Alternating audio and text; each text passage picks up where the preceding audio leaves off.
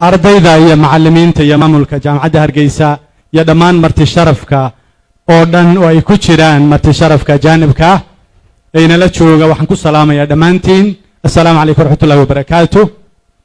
salaan kadib waxaan aad iyo aad ugu hambaliyeynayaa ugu horreyn oo farxadda la qaybsanaya dhalinyarada qalin jabisay macallimiintii ku soo tacabtay iyo maamulkii isku hawlay ee waqtiga dheer geliyey ee maanta guushan ka taagan soo gaadhay. aad baa u mahadsantihiin, waa idin hambaliyeynaynaa, farxaddiinnana waanu ku faraxsannahay. taa mid la mida waxaan iyagana runtii hambaliyas u dirayaa waalidiintii u soo dhabar adeegtay iyo cid kastoo ka kaalmaysay ardaydaas markay wax baranayeen oo sugaysay tacabkooda ayaan aad iyo aad iyagana u bogaadinaya. waxaan doonayaa runtii markaan intaa ka gudbo inaan munaasabaddan darteed madaxweynaha u soo jeediyo maamulka jaamacadda oo horteedaynu ka maqli jiray khilaaf in badan hadheeyey oo soo noqnoqday laakiinse 5 sano u dambeeyey aad moodo inay horumar ka sameeyeen oo ay muuqato inay soo saareen nambarkii ugu badnaa in lagu abaalmariyo lagu dhiirigeliyo tallaabada ay sameeyeen. qof walba oo wax qabtaana wuxuu mudan yahay in la yaabo waad mahadsan tahay. waxaan uga gudbayaa madaxweyne waxaynu joognaa maanta madashan waa madal waxbarasho annagu xisbi ahaan wax badan oo aanu kugu dhaliilayno adiga xukuumaddaada oo ay ku dhaliilan tahay way badan yihiin. wax badan ay ku fashilatay xukuumaddaadu way badan tahay. maanta se waxbarashada un baynu joognaayo masraxeedayna loo sugaynaa waxbarashada un baan tilmaamaya in kooban. madaxweyne waxaa dadka reer Somaliland waxbarta sidaad ka warhayso ee ku qoran riboodada ay soo saarto wasaaraddu maaha waxaan meel kale ka keenay education sector statistic balanka iyo kan kale education statisticska ee yearly booga ee 18ka iyo 19ka iyo kii ka horeeya 12ka sida ku qoran boqolkiiba 36 kaliya baa dadkeena waxbarta. taa macnaheedu boqolkiiba 64 ayaan waxbarasho fursad u helin. boqolkiiba 64 iyagoo markii horeba inaga dayacmay. primaryga waxa ku qoran inay 257,000 ay ardayda galaan oo ay ku jiraan primary. waxa ay taasu tilmaamaysaa nambarka galay ee ku jira secondaryga 54,000 ayaa iyaguna maraya. waxaad dareemi karaysaa jaamacadaha 20,000 baa soo gaadha. intii kale 250,000 waxa ka soo hadha 20,000 baa ka soo hadha. bal intii kale hadda markii horena 64 baynu tuuro hawada raacayna. 257 iskuulada galay ayaa soo socdayo 20,000 baa inagaga soo hadhay. bal hadda qiyaas madaxweyne dalka aad madaxda ka tahay halka uu aqoontiisu marayo. duniduna waxay ku horumartaa aqoon. dunidu waxay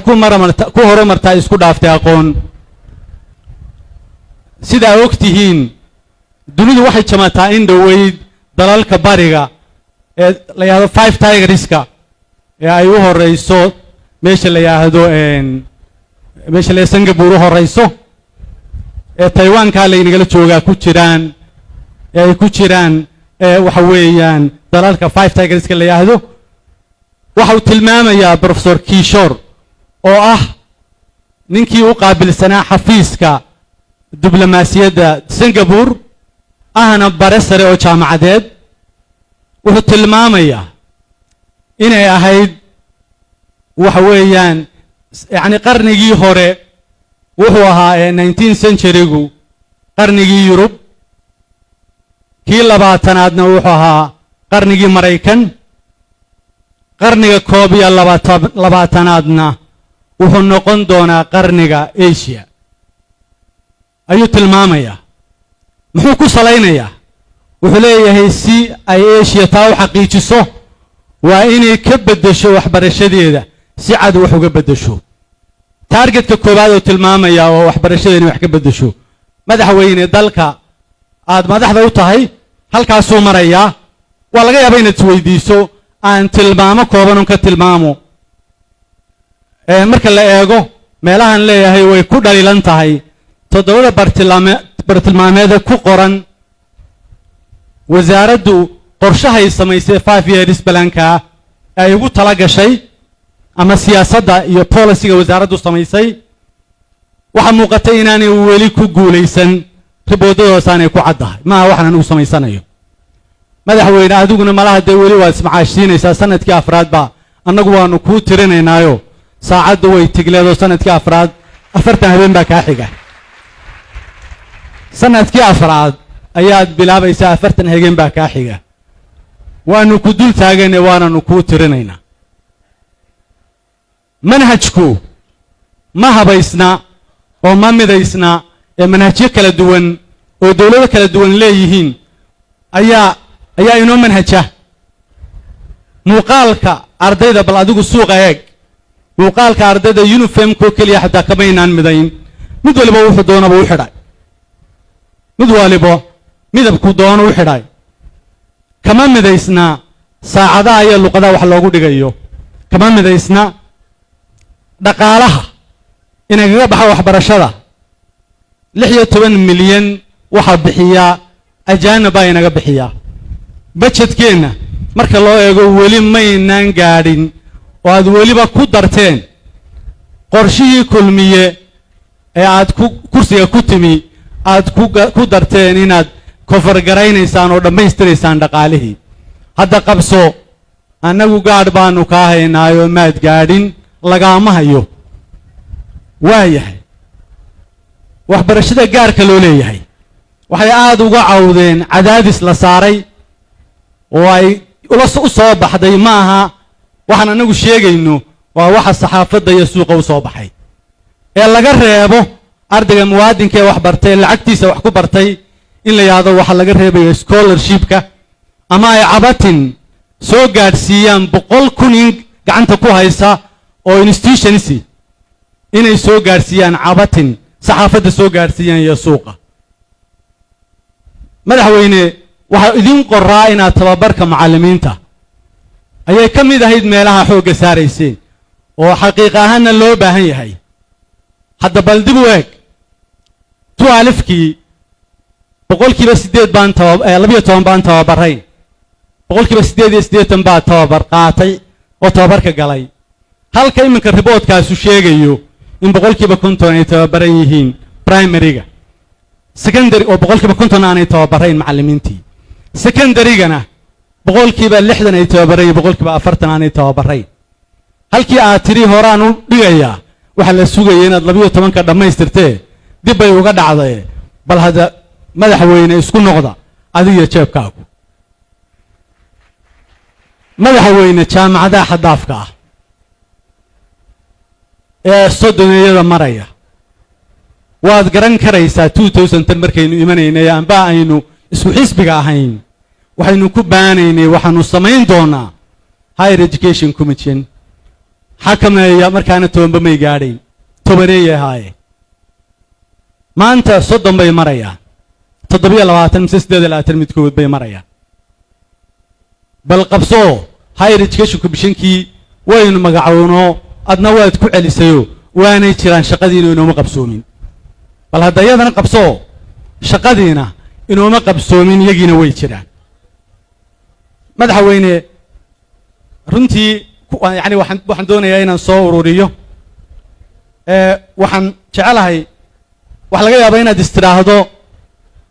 talow meelaha xursi sheegaye aa ku fashilanteen waa xaggee waxbarashadaba markan soo koobo talow waa xaggee madaxweyne waddada ceerigaaba waxay mashruuc Soomaaliland ay qabsato kii ugu ballaadhnaa buu ahaa sanadkan awalkiisii baan anigu gaarigayga ku soo mitiriyey waxaa laga yaabaa in lagu sheego ama numberis aad dhegaysato waxay noo qorshaysnaa inuu dhammaado 2016kii ayay ahayd inuu dhammaado 96 kilomitir baan markaa dhammaystiray oo ah 1/3 marka laba meelood loo dhigo iyadoo weliba ay soo gaadhay inay intii aynu samaynay maintenance-ki bilaabayso u baahan tahay in dib loo maintain gareeyo waxay joogtaa hadda oo ayaami aan ka soo maqnaa aan weydiiyey wiigan tacab badan baa iga galo maalin walba waan waraystaa wiigan waxay joogtaa fadhigaab oo aan filayay inay ilaa 70 iyo dhowr kilomitir ay tahay 80 wax ku dhow oo halkii ay ka soo dhaqaaqday tobaneeyo ku darso waanigi dee ku yiri bal hadda u qaybiyo 2 sano baa ku haro dee 2 sano waynu tartamaynaayo doorashadii iyo hawsheedii ayaynu degelaynaa way inagan maalin walba taagan waan soo ururinaya hadda taan fogay